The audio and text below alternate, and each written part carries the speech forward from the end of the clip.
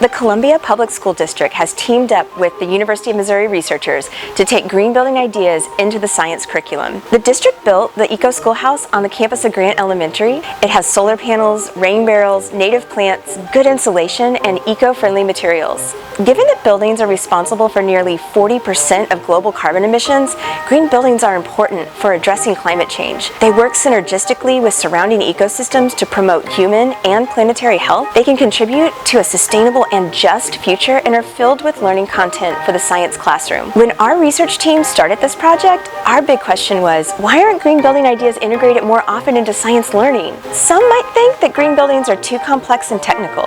However, our team is on a mission to show that energy-efficient buildings provide a rich catalyst for place-based learning about energy systems. Our team is working with science educators and more than 400 students to develop a unit, Energy and Your Environment, or I, where students learn about broad energy systems and then use their own building to learn about how building design affects energy use.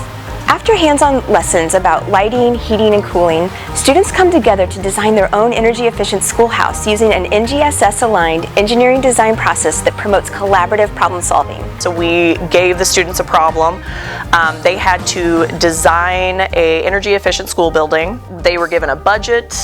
They had to stay within the budget and had to create a schoolhouse that was the most energy efficient. So they had to make decisions on insulation, building shape, roof shape, windows, double pane versus single pane windows, all the way to like curtain coverings. And they took all of that knowledge of how light interacts with buildings and how heat is transferred into their decisions that they made for their energy efficient house. It was great to be able to have students to like draw back on things we had talked about earlier in the unit and seeing, oh yeah, that's right, we did talk about light bulbs. I should think about that when I'm designing this one-room schoolhouse and what kind of light bulbs I put in there, so they could go back and find their notes and apply it. And then we also talked about that idea that, you know, you design something and maybe it doesn't work the first time, so you go back to the drawing board and redesign it again. The iUnit is still in the testing phase. Within the next few years, we expect to have open access educational tools for any middle school science educator who is interested in teaching it. Our ambition is to reach a diverse audience.